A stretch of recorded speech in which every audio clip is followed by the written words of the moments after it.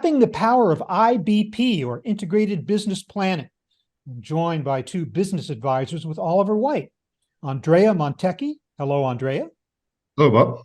And Ben Sellers. Hello, Ben. Hi, Bob. Let me start out by asking you just what is IBP? What is integrated business planning anyway? Give us a definition. Yeah, thanks, Bob. It's really about building trust and capability in the organization. If you think about it today, a lot of the issues inside of a company are we publish an annual budget, and the day it's published, it's obsolete. So how do we realign all the functions around the changing realities of the business? How do we get everybody on the same game plan? IBP is really about running the business. It's the leadership's process to realign the business as things are changing. So every 30 days, you get to say, what's changed and how does it impact how we go forward? And then what's really powerful about it is it gets everybody back on the same page to those new priorities and realities. Well, it sounds like a very powerful tool. Not a new one necessarily, but certainly one that's maybe getting more traction these days. What are some of the present trends you see out there for IBP transformation projects? Andrea, maybe you could address that. Absolutely. So in that dynamic environment in which all companies and we operate today, it's the aspect of change. And change, while delivering both the annual business plan, the quarterly results that so many companies are tracking fervently, but then the strategic plans themselves and linking them together. And so what we see is that companies that outperform have a means by which they link those and operationalize their strategy and their day-to-day execution. And so that becomes the focus, the driving factor, has been alluded to in terms of how they manage the business.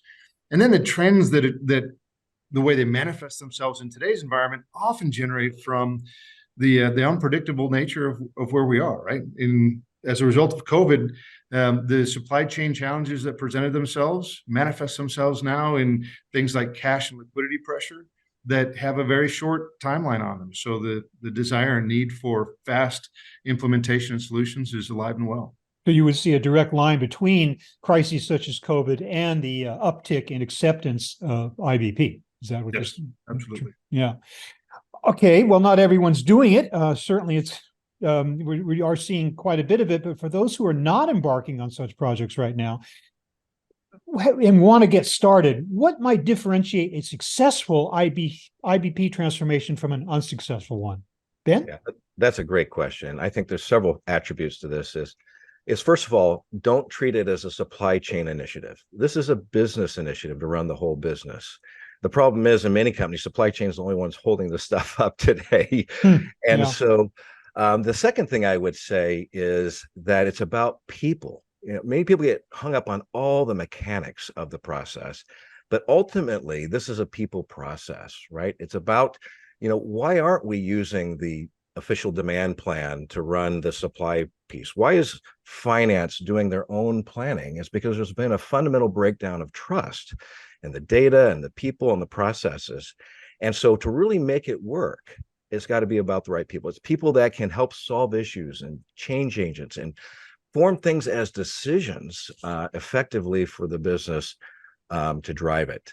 That requires, leadership engagement in the process as well, because many of the key issues that are coming up in IBP require their direct decision-making and engagement to really realign the business and get it. So I like to think there's no more important decision than the key players you put in the key roles to run the business. And that would really differentiate them. I think finally, I would close with the leadership team needs to understand what will be different and why this is worth their while. I see so many people embark on it because they heard it's a nice thing to do without really understanding what is it going to be able to deliver for the business. So the leadership team specifically needs to be able to very well articulate that. That's when you get the resources assigned and the attention to the process that it really needs in order to be successful. So you need to make a clear value proposition from the very start. It seems like this is the ideal way to bring down what are referred to as organizational silos, where each of these functional departments is making their own decisions, coming up with their own numbers, not propagating those across the organization. As IBP, the word integrated, the I in IPB certainly seems to be aiming directly at that practice, right? Absolutely. It's trying to get people to change their mindset from taking care of my department to how do we do what's best for the business. And Yeah. the process is very much centered on that. Well, let's talk technology, which of course is an extremely vague word. So I'd like to drill down into exactly what we mean by that. But what role does technology play today in most successful IBP implementations? Andrea? Yeah, so piggybacking on what Ben just articulated, it's a supporting role, right? And so what we find often is that with the incredible capabilities that most technology platforms come with in terms of granularity and statistical modeling and incorporating detail, there tends to be a tendency to overfocus on what the tool can deliver and under prioritize the behavioral the people change aspect of it. And to illustrate the point, very often what we find is, and we'll use a theme here today on the demand front, when we are looking at things like demand planning functionality and those types of elements, you'll often find that there's a great deal of scrutiny on the product of the demand planning process, the accuracy and those types of things. However, behaviorally, either due to cultures within the corporation, presence and direction from leadership, or many of the other pressures that exist, we may not be bringing forward the information in a concise, direct, and explicit manner so that facilitates expedient decision-making. There's a lot of questioning and challenging of the data and understanding who's responsible for doing what, et cetera, that takes away from the basic question that says, is it good enough for us to make smart decisions to? And if it's not, then what do we have to do in order to change it?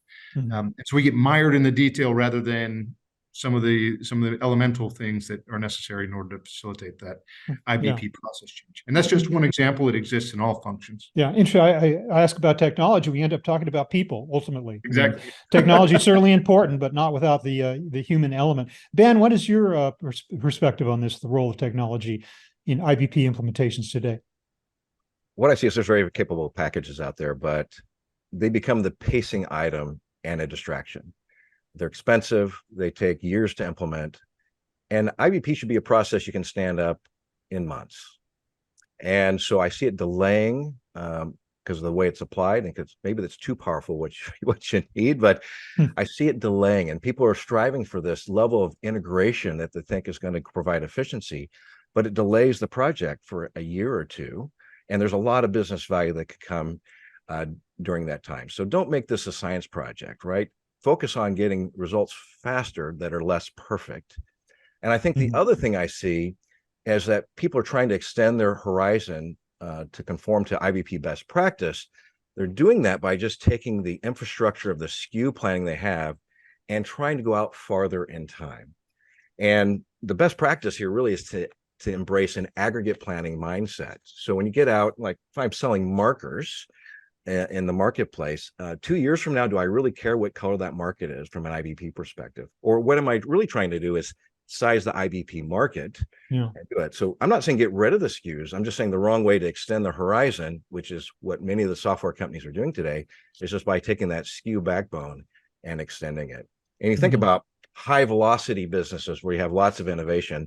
I mean, maybe 80% of the SKUs you're going to sell next year don't even exist, right? So it becomes a flawed model. It slows it down, and there's lots of technical challenges around doing it.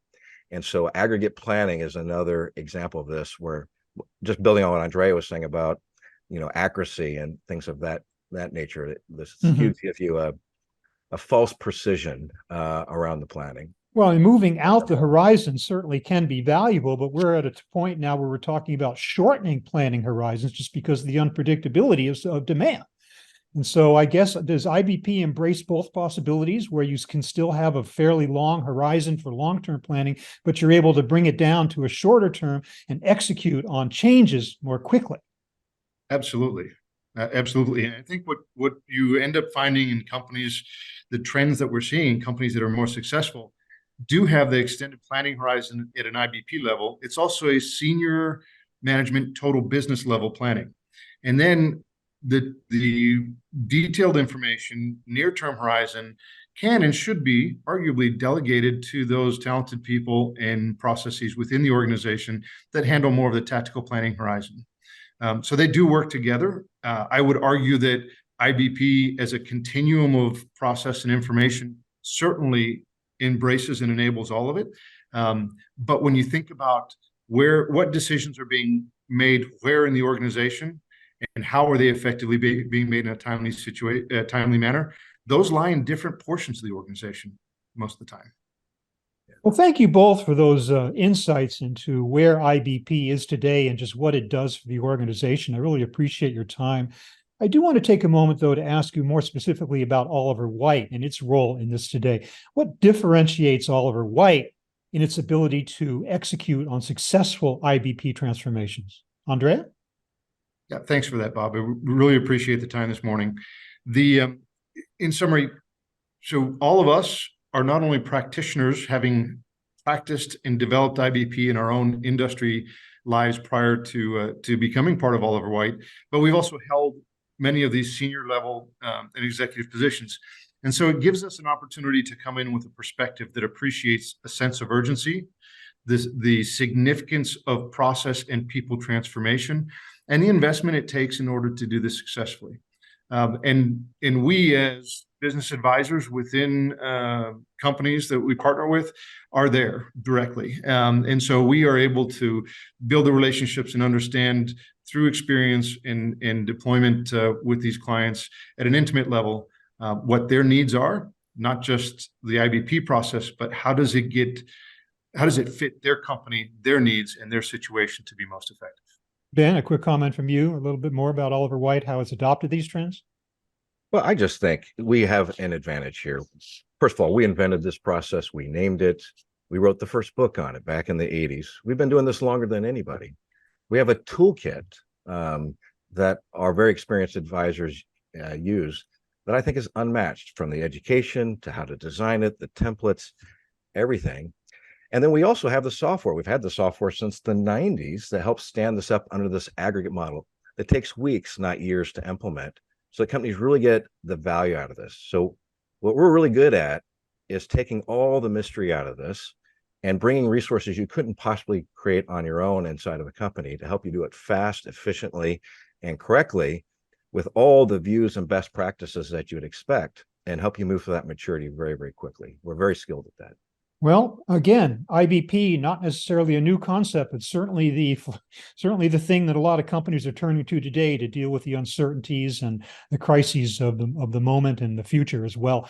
Thank you so much, both of you, Andrea Montecchi and Ben Sellers of Oliver Wight. Really appreciate your time. Thanks, Thank Bob. you, Bob.